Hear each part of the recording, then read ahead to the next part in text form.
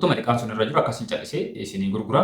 Gaa yoo isinii gurgure immoo booda idaan sun kan keessan ta'a waan ta'eef lafa qotee bulaa yeroo bittani adeemsa kam keessa deemtanii bituu qabdan maal gochuu qabdan akkasumas immoo lafa kaartaa pilaanii yookaan immoo lafa seera qabeessa qabu bittanii maqaa jijjiiruu dandeettan moo hin dandeettan odeeffannoo jedhu isin biraan ga'a. Harka fuune Ibrahim jedhama warreen yeroo jalqabaatti gara YouTube chaanaalii kanatti subscribe gochuudhaan maatii keenya dabalama. Maatii keenya kan taatan ammoo viidiyoon kun isinitti tolee like godhaa. Namoota beekuuf dhaga'uu qabdan yookaan immoo odeeffannoon kun isaan fayyada jettanii yaaddan yoo jiraate share godhaatii biraan ga'a. yeroo hundumaa oomishaalee diizaayinii addaa qabaniin maqaa kan horate Muhammad Furniture ogeeyyota gameeyyii maashinoota ammayyaa waliin michoomsee gammachuu maamilaaf hojjetaa jira. Hagicha yookaan saaloonii keessaniif tibbaaf miidhagina kan gonfachiisan soofaawwan addaa mijaa'ina iddoo hirriibaa keessanii kan dabalu sireewwan babbareedoo Furniture Muhammad irraa buffee minjaala saanduqa dhaabbii akkasumas kitchen kaabineetii qulqullinaan teessuuwwanii fi minjaala biiroo fedhii hojii keessanii dabalan maamiloota keessanis hawwatan filannoo gatii barbaadaniitiin Arabiyaan Majlis haalluuf miidhagina mana keessaniin wal simatan addummaan oomishna. Maal kana qofa oomisha keenya raabsuuf kan fedha qabdaniif balballi keenya banaadha. Teessoon keenya lakkoofsi tokko Shaashamannee 81 daandii asfaaltii gara Duwwaa tokko geessu irra, lakkoofsi 2 Shaashamannee 81 daandii asfaaltii gara Duwwaa 4 geessu irra, lakkoofsi 3 Bishaan Gurraacha iddoo oomishaa guddaa keessa 0911 72 2782 yookaan 0960 43 49 49 irratti odeeffannoo dabalataaf nuuf bilbilaa. Egaa akkuma jalqabarratti isiniin jechuuf yaaletti namoonni lafa qotee bulaa bittan yookaan ammoo lafa caraqaa lafa jedhaman kana bittanii yookaan lafa seera qabeessa hin taane kaartaaf pilaanii lafa hin qabne bittanii adeemsa kam keessa baatanii bittan waan jedhu jalqabarratti kaafne ilaalla. Irra caalaan akkuma viidiyoo darbe tokko keessatti isinii kaase paarsantii 60 fi achi oli lafa qotee bulaati yookaan ammoo lafa kaartaa pilaanii hin qabnedha bitanii mana irratti ijaarratu namoonni kenna jechuudha. Kanaaf lafti kun seera qabeessa miti. Waliin waliigalteen nuti barreessinu illee nama irraa binnu faana chaappaa ka qabu miti. Akkasumaan walamanteedhaan waliigalteen barreeffama. Waliigaltee kana irratti ragaan gama lamaaniyyuu fudhatame namicha gurguruu fi namicha bituu irraallee fudhatame yookaan ammoo nama gara namicha gurguruu jiranii fi nama gara namicha bituu jiran irraa fudhatame namoonni ragaa ta'an jechaadha. Akkasitti waliigaltee sanarra ta'anii bifa sanii walirraa bitatu. Akkasumas ammoo namoonni kana dura lafa bitattanii manarra ijaarrattanii jirtan ni beektanii waliigaltee sanarra lafa duwwaa miti akka seeraatti lafti duwwaan gurguramuu hin eeyyamamu. Kanaaf maal godhanii lafa kanarra osoo manni illee hin jirre mana hamma kanaattu jira mana lukkee hamma kanaattu irra ijaarameera jedhanii waliigaltee sanarra kaa'atan garuu manichi hin jiru. Kanaaf akkaataa kanaan adeemsi jiru. Tarii namni hundi gaarii miti namni hundi qulqulluu miti haala kanaan adeemsi bittaa isaa haala kanaan jiraachuu isaa yookaan ammoo haala kana ta'uu isaa otoo hin beekne yoo bittani tarii lafuma duwwaadhaan yoo barreessan seerri dhoorkaadha waan ta'eef nyaatamuu dandeettu isin jechuu barbaada. Yeroo bittan akka manni irra jirutti waliigaltee keessan gochuu qabdanii. Inni lammaffaa immoo biyya barbaadan jiraattanii maqaa keessaniin bitachuu ni dandeettan. Akka gaafiitti namoonni baay'een naa kaaftanii jirtanii biyyan jiru nama akkasitti fira akkasitti naa bitaa jira maqaa kan keetiin bituun hin danda'amu naan jedhanii gaafii akkasii ijoolleen gara keessaatiin kaasanii na gaafatan baay'een jiranii ni danda'ama warra rakkoo qabu miti waliigaltee sirarratti akka bitataatti maqaan kan kee kaafame yookaan maqaa kan keetiin bitachuu ni dandeetta. Bakka bu'ummaanis nama bakka buufattee bitachuu dandeetta. Uumaa waan rakkoo qabu miti. Kanaaf yeroo akkasitti bitattanii maqaa keessaniin bitamuu dhabuusaa waraqaa waliigaltee kan fuula lama qabu jira. Waraqaa sana irraa suuraa kaafame akka isin ergamu gochuu ni dandeettanii waraqaa sana suuraa kaasitii na ergi jettanii isa sana immoo kaa'achuu dandeettanii isin biras nama isin gurgurarras nama isin bitasan biras taa'uu ni danda'a waan ta'eef adeemsan keessa deemuu qabdan isin jechuu barbaada. Kanaaf wanti haroofni lafa amma haabinnu moo haadhifnu mana haabinnu moo haadhifnu haa ijaarru moo haadhifnu gaafii akkasii baay'inaan ni ka'a. An viidiyoo guyyaa lama dura isin gadhiise keessatti qarshii baay'ee irratti baaftanii mana ni ijaarinaa isiniin jedhee ture yoo kabittanillee taate mana qarshii guddaa isin gaafatu hin bitinaa. Laftichi seera qabeessa miti kaartaa pilaanii qabu ijaarsa seeraan alaati mootummaa yeroo kana isarratti xiyyeeffatee jira. Argitanii yoo jiraattan amma yeroo kana lafuma kaartaa pilaanii qaban irratti ijaarsa koliidarii jedhanii manneen karaarra jiranii diigamaa jira. Erga kana xumuranii booda gara ijaarsa seeraan alaatti dhufuun isaanii waan hin oollee fi qarshii baay'ee baaftanii hin ijaarinaadha. Kan isin jedhe malee hin bitinaa hin ijaarinaadha miti. Maal isin jechuu barbaade hamma gaafa wanti kun raawwatamu jechuun namni baay'een jireenya isaa jijjiiruu danda'a, ijaarratee gurguratee bu'aa irraa argachuu danda'a. Waa'een ijaarsiiraan alaa kun yookaan ammoo lafti kaartaa pilaanii fakkeenyaaf magaalaa Shashamannee keessatti waggaa 5-6 dura naannoo kaartaan pilaaniin amma itti dhaabate irraa itti dabalamee pilaaniin biraan hojjetama jedhamee kan haasamaa ture naannoo waggaa 5-6 garuu hanga ammaatti hin hojjetamne. Waggaa 5-6 kana keessatti namni baay'een bitee jireenya isaa kan itti geggeesses jira. Bitee irra ijaaree bu'aa irraa argatee kan gurgure jira. Walumaa galatti namni baay'een jireenya isaatti jijjiireera. Waggaa 5 kana keessatti jecha akkuma kana ammas jireenya isaatti jijjiiruu danda'a. Kanaaf dhaabaa isiniin jechuu koo osoo hin taane qarshii baay'ee irra baaftanii hin bitinaa isiniin jechuu barbaade qarshii baay'ee irra baaftanii hin ijaaran isiniin jechuu barbaade haalli adeemsa bittaa isaa immoo akkuma kana mana sin bittan yoo taate ammoo mana ijaaramee ulaagaan isaa xumuramellee hin bittan yoo taate hanga ammaatti kaasaa jiru waa'ee lafa qotee bulaati.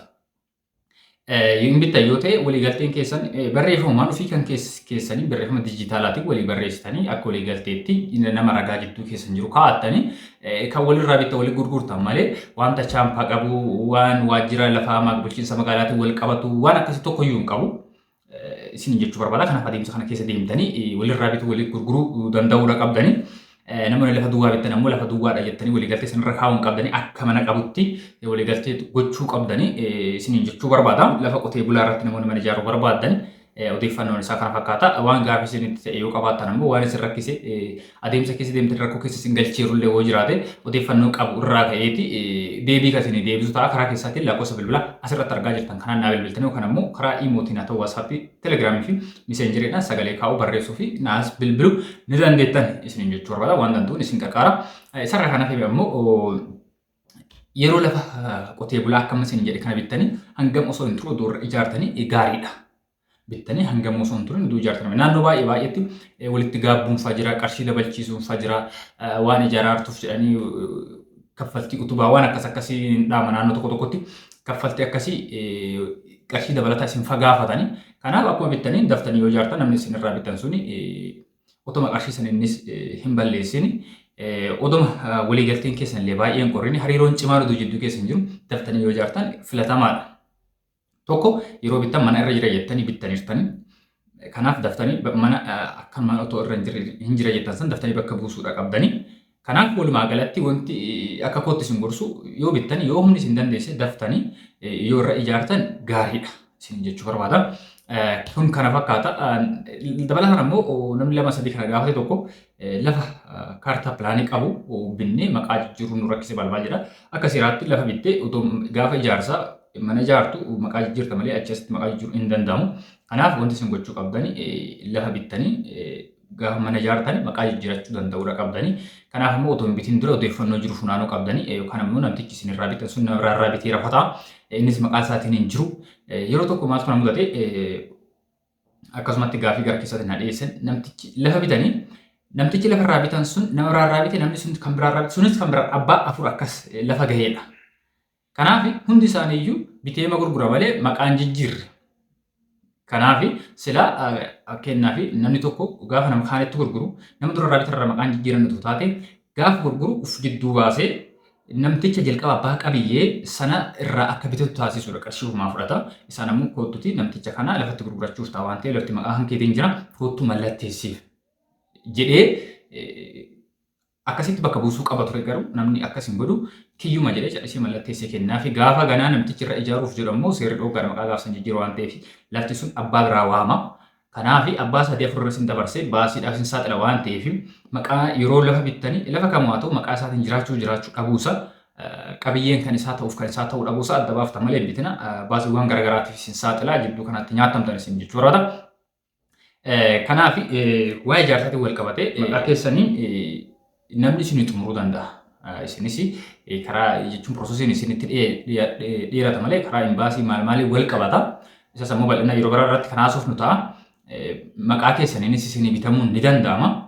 Lammaffaa ammoo nama bakka buuftanii bakka bu'ummaa kennitanii fi dhimma jiru isinii xumuruu maqaa jijjiiruu mana soo ta'e bittanii kaatanii maqaa jijjiirraa maal lafti sun manni sun idaa qabaachuu dhabuu idaa kan gibiraa ta'uu danda'a gibira waggaa dheeraa otoo hin kaffaliin jiraachuu danda'a liqaanfaa jiraachuu danda'a. Fakkeenyaaf manneen kaartaa pilaanii keessa jiranii ittiin faliqeeffatu waan ta'eef mootummaarraa otoo liqaan sun irra jiru akkasiin callisee isinii gurgura.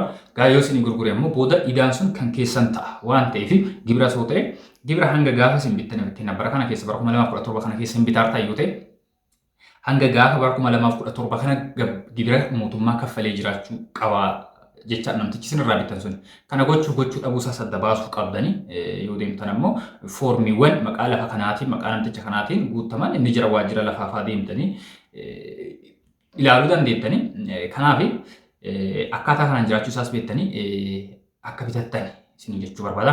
Laftis manni sun idaa qabaachuu dhabuusaa gibira kaffaluu liqeeffatee rama liqeeffatee hin jiru wantoota garaa idaa sababa garaagaraatiin idaa mootummaa qabaachuu danda'a waan ta'eef isa kanas adda baasuu danda'u qabdanii akka isaa ta'uu dhabuusaa iyyuu adda baasuu qabdan fakkeenyaaf bakka bu'ummaan kan namni isaa kenneef ta'a bakka bu'ummaa fi abbummaan garaagara kanaaf abbummaan isaa ta'uu dhabe bakka bu'ummaadhaan qabeenya namaa irraa qabaachuu danda'u manichi kan namaa ta'uu danda'a isa kanas adda baaftanii bitachuu danda'uu qabdanii wantoota akkas irratti waan isin rakkisu yoo jiraate karaa keessaatiin seentanii nagaafachuu dhimma dhuunfaa keessan nagaafachuu dandeettanii waan beekuuf waan danda'u irraa isin gargaara odeeffannoo gama kanaa ni qaba waan ta'eef kanaaf ammoo namoota ana caalas odeeffannoo qaban gaafadhee adda isinii baasee kan isin biraan ga'uutaa kanaaf odeeffannoo hin jiru akka amma isin biraan gahaa ture kana yeroo bittanii fi yeroo gurgurtan of eeggannoo guddaa gochuu qabdan irra caalatti yeroo gurgurtan rakkoo hin qabu yeroo bittanii lafa isaa ta'u mana of eeggannoo cimaa gochuu qabdan of eeggannoo isin gochuu qabdan ammoo kan akka isin time kana amma guutumaan guutuutti mana qarshii miiliyoon meeqatti baaftee bitteellee hamma yeroo dhabduutu jira waan ta'eef of eeggannoo cimaa gochuu qabdan isin jechuu barbaada waan hortoonni galatoo magaalaa keessan dachaa ammas irra deebi'aa YouTube channel kan subscribe godhatan subscribe godhaati akka anas jabaadhee hojjedhu akka anas odeeffannoo babbareedoo jireenya keessanii wal qabanii funaanee isin biraan ga'u gochuudhaaf YouTube kana subscribe godhaa viidiyoo kana immoo like godhaa waan hanqinni jiraatu jiraate immoo komentii jalatti na barreessaa viidiyoo biraatti nama walitti dhufan kana turan nageenya keessan bakka jirtan isin haa qaqqabu.